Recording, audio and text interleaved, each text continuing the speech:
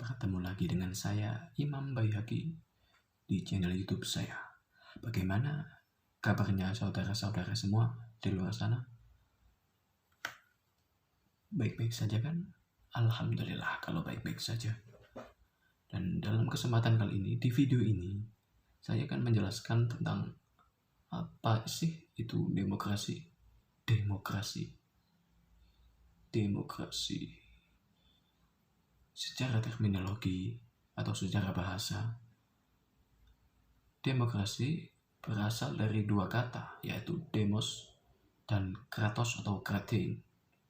Demos yang berarti rakyat, dan kratos atau kratein yang berarti pemerintahan. Secara terminologi, banyak pandangan tentang demokrasi. Salah satu bentuk pemerintahan kemudian sebagai salah satu sistem politik, dan sebagai pola kehidupan bernegara dengan prinsip-prinsip yang menyertainya. Dan ada 6 macam demokrasi yang ada di dunia ini, yaitu demokrasi langsung, demokrasi semi langsung, demokrasi presidensial, demokrasi parlementer, dan ada 2 lagi, demokrasi Islam dan demokrasi Pancasila. Nah, berdasarkan ideologinya, demokrasi di Indonesia adalah demokrasi yang berdasarkan Pancasila, Nah, kemudian esensi dan urgensi demokrasi Pancasila. Demokrasi bersifat universal, yakni diakui oleh seluruh bangsa beradab yang berada di seluruh dunia. Namun, juga memiliki sifat khas dari masing-masing negara. Nah, berikut ini adalah 10 pilar demokrasi Pancasila. Ini dia pilar demokrasi Pancasila yang ada 10 beserta maksud esensinya. Yang pertama yaitu demokrasi berdasarkan ketuhanan yang Maha Esa.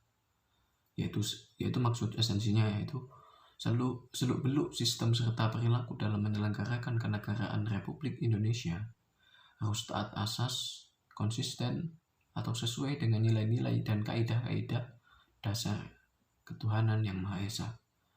Kemudian yang kedua, demokrasi dengan kecerdasan, yaitu maksud esensinya mengatur dan menyelenggarakan demokrasi menurut Undang-Undang Dasar 1945 itu bukan dengan kekuatan naluri, kekuatan otot, atau kekuatan massa semata-mata.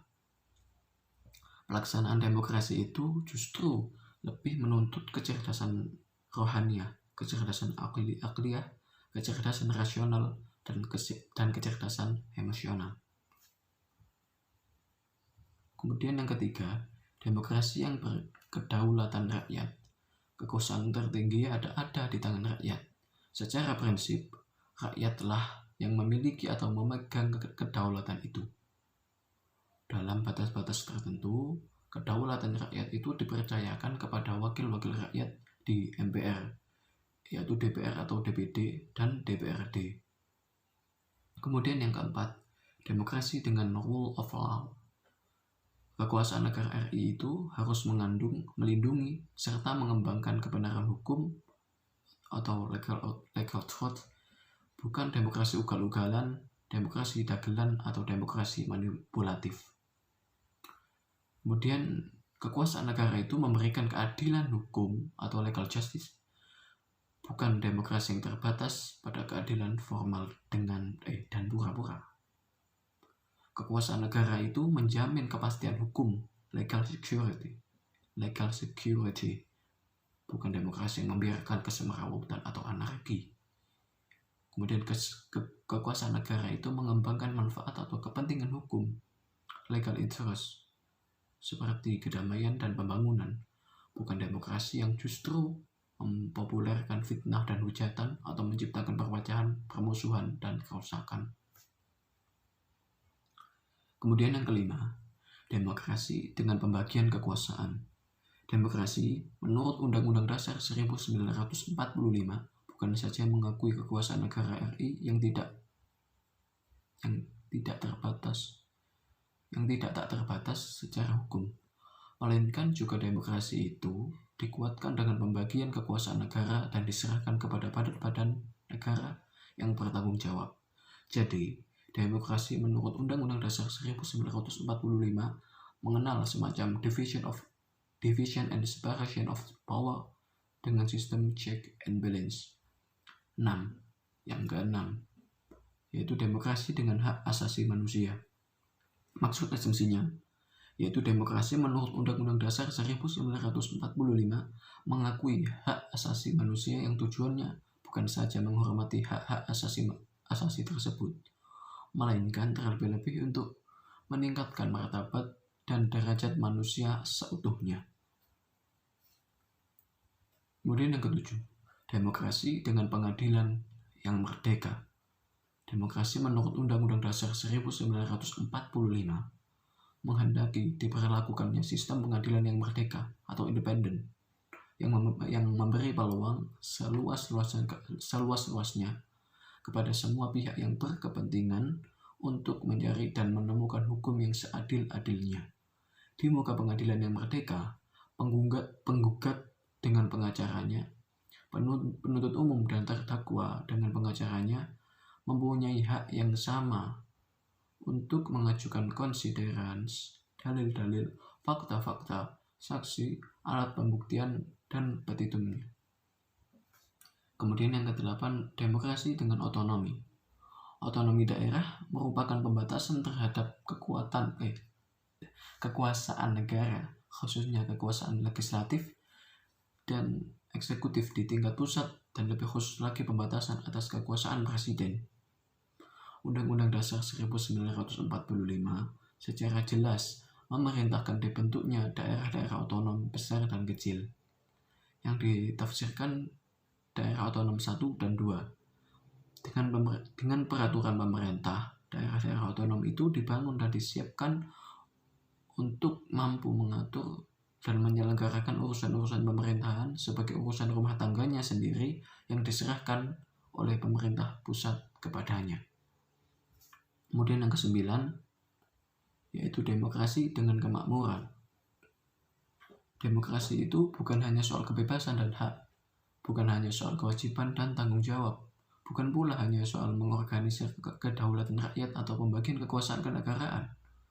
Demokrasi itu bukan pula hanya soal otonomi daerah dan keadilan hukum. Sebab bersamaan dengan itu semua, jika dipertanyakan, where's the beef? Demokrasi menurut Undang-Undang Dasar 1945 itu ternyata ditujukan untuk membangun negara kemakmuran atau welfare state oleh dan untuk sebesar-besarnya rakyat Indonesia. Kemudian yang terakhir yaitu yang ke-10, demokrasi yang berkeadilan sosial. Demokrasi menurut Undang-Undang Dasar 1945 menggariskan keadilan sosial di antara berbagai kelompok, golongan, dan lapisan masyarakat. Tidak ada golongan, lapisan, kelompok, satuan, atau organisasi yang menjadi anak emas yang diberi berbagai keistimewaan atau hak-hak khusus. Selanjutnya akan saya terangkan contoh-contoh penerapan demokrasi Pancasila, yang mungkin dalam hal ini cuma ada beberapa yang bisa saya sebutkan. Yang pertama, yaitu adanya pembagian tugas pada keluarga. Misal dalam satu keluarga ini ada 4 anggota, yaitu ayah dan ibu dan 2 anak. Yaitu misal satu tugasnya ayah itu untuk mencari nafkah, kemudian melindungi keamanan dan kenyamanan keluarganya. Kemudian tugasnya ibu itu untuk mengurus rumah tangga, yaitu berupa mencuci baju atau memasak gitu. Kemudian yang tugas dari kedua anak ini biasanya mungkin yaitu menyapu rumah untuk membereskan atau membersihkan rumah. Kemudian yang membantu ibunya gitu. Kemudian yang kedua, diskusi kelompok. Diskusi kelompok ini biasanya akan diterapkan di lingkungan sekolah. Jadi ini bertujuan untuk membuka jalan pikiran seorang anak agar lebih berani untuk menyampaikan aspirasinya kepada khalayak umum, terutama dalam ruang lingkup grup atau kelompoknya tersebut. Karena hal ini tentu sangatlah penting demi perkembangan pendidikan anak tersebut. Kemudian yang ketiga yaitu musyawarah penentuan ketua kelas. Jadi sejak di lingkungan sekolah, sebelum anak kecil itu tahu gelap putihnya atau buruknya atau kotornya dunia politik, mereka diajari untuk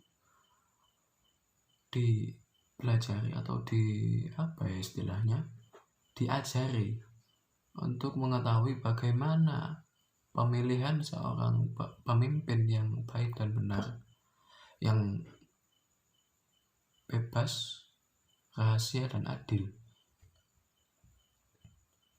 Jadi musyawarah penentuan ketua kelas biasanya dibuat menjadi lebih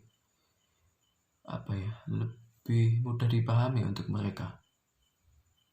Kemudian pemilihan ketua RT dan RW. Dalam sebuah perkampungan, dalam rukun tetangga maupun rukun warga, biasanya akan ada musyawarah yang dilakukan oleh anggota dari suatu kelompok perkampungan tersebut untuk memilih kembali memilih RT dan RW-nya. Dan tentu saja hal itu akan ditentukan atau disahkan melalui musyawarah yang mufakat, yang menghasilkan mufakat. Kemudian gotong royong.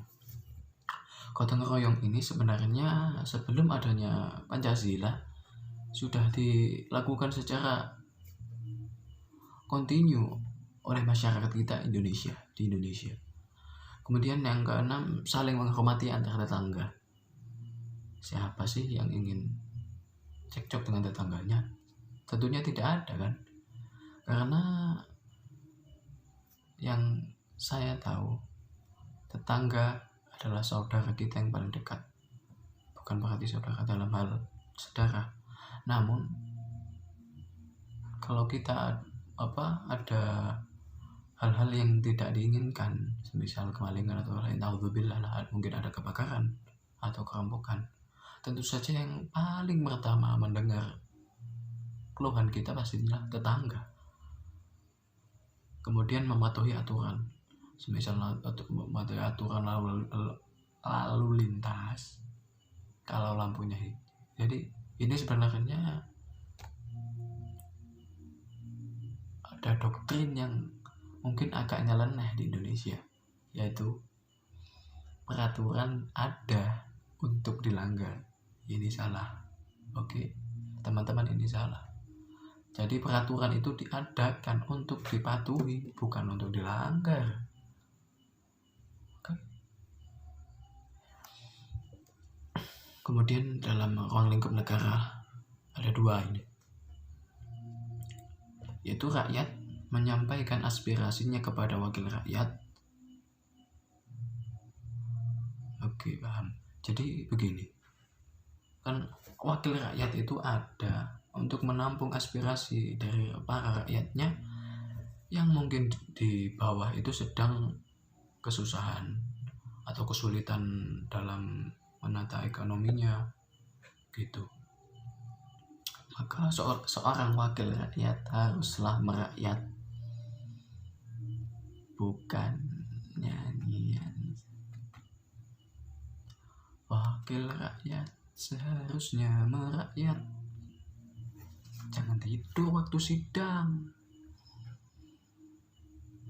Kemudian rakyat haruslah mengawasi pemerintahan yang dalam kebijakannya haruslah sesuai dengan perundang-undangan, dan harus selalu diawasi bagaimana pelaksanaannya di lapangan. Nah, Itu saja yang mungkin dapat saya sampaikan. Assalamualaikum warahmatullahi wabarakatuh. Stay at home and stay healthy. Kita hadapi bersama.